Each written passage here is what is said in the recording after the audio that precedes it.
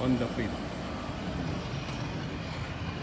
So, di ba rin dito talagang under pa. Buong buto eh. Ayan. Ang lakas pa ng aircon. Tinatanggap ko na yung AC nga yung gas niya. Pero ang lakas pa ng aircon. Oo, sayang.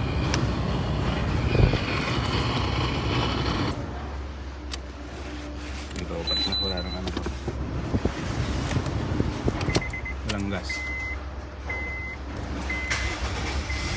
Oh, ma-under pa. Buo pa. Pero tiranggalan na ng gas to.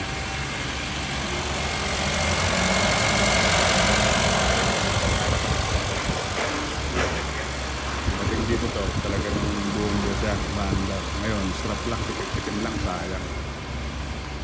Sa Pinas, magkano kaya to?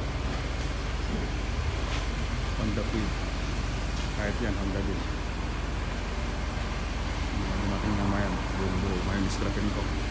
Sisirain ko lang. Samantalang sa Pinas, kulong-kulong, hindi ako makabili. Alam dito, trabaho ko manira ba?